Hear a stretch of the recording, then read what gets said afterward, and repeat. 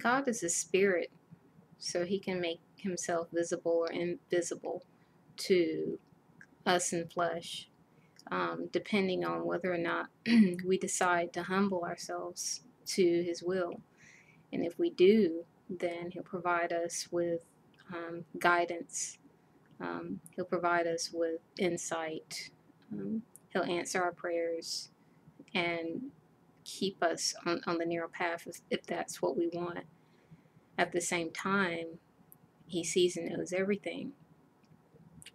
So he knows, when we would rather believe a lie. He knows when we decide to get carried away from the truth because the fiction is more appealing.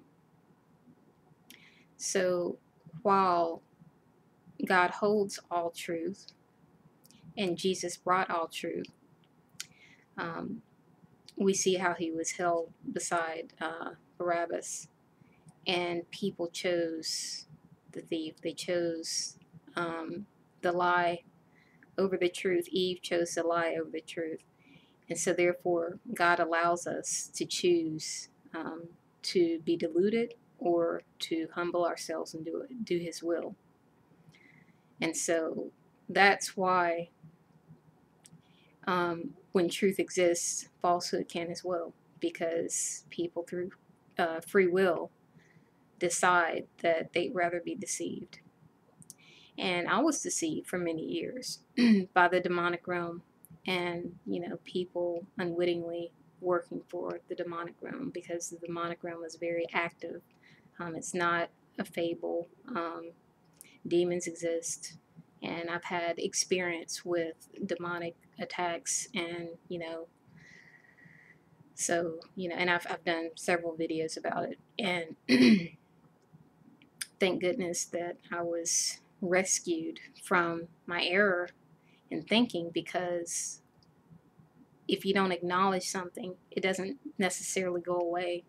Instead, it's able to work through your ignorance to influence you and inspire you in ways that are actually harmful. And you can't fight back because you don't believe it exists.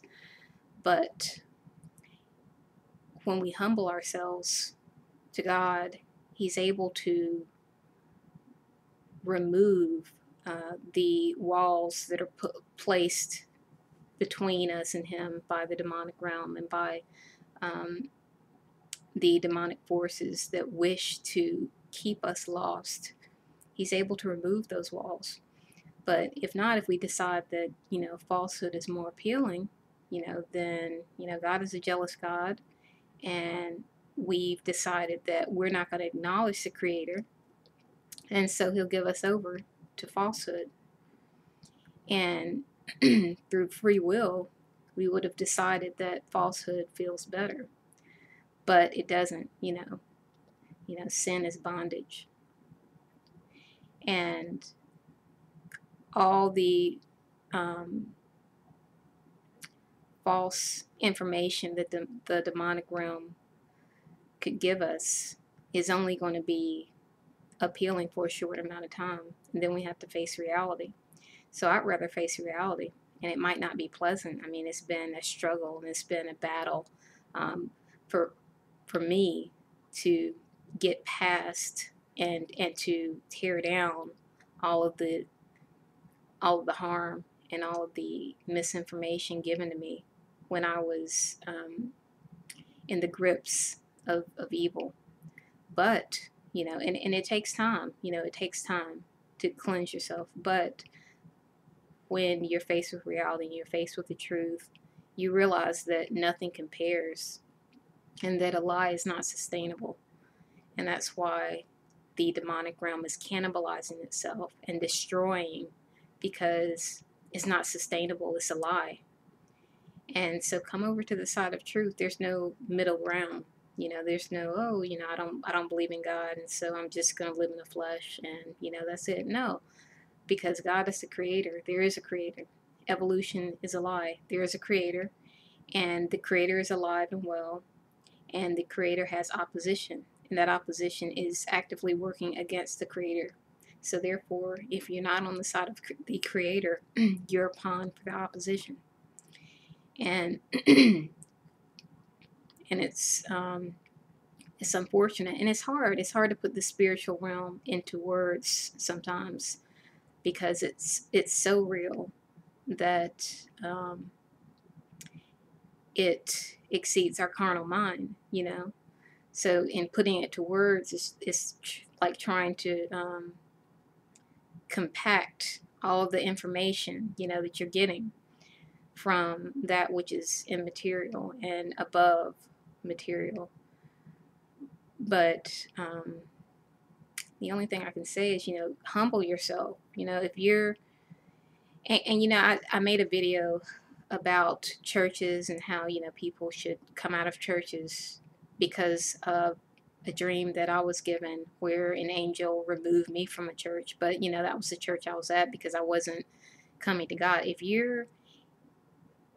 you're sitting in a pew and you're going through the same routine week after week, you're not coming closer to God, you need to humble yourself before God.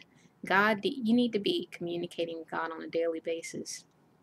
And if you're anywhere, I mean, any church, any relationship where you're not able to communicate with God, then you need to realize your soul is more important than your ritual. So if you're going to listen to any pastor, it needs to be a pastor that you can detect an active, living relationship with the living God, or else you're going to be put to sleep, you know, and you're not going to know anything about the demonic realm or God, and you're just going to be used. So I don't want to say what relationships you should and shouldn't have, because, you know, it's a personal thing. But God is real, and if He's not talking to you, then you haven't humbled yourself before Him yet, and you're probably in ritualistic behavior that's not leading you to what's true. So it's important to love the truth and humble yourself before God so that He can reveal Himself to you.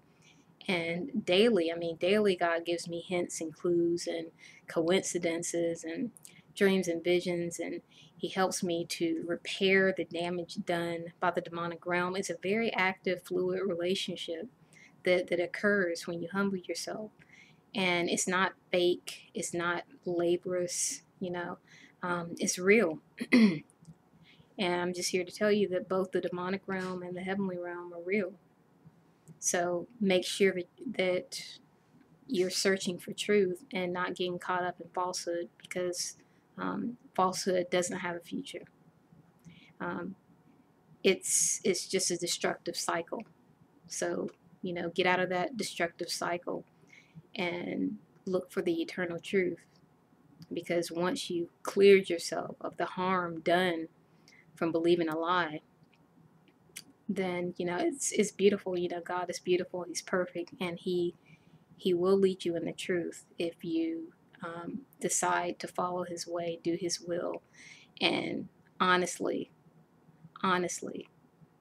seek Him.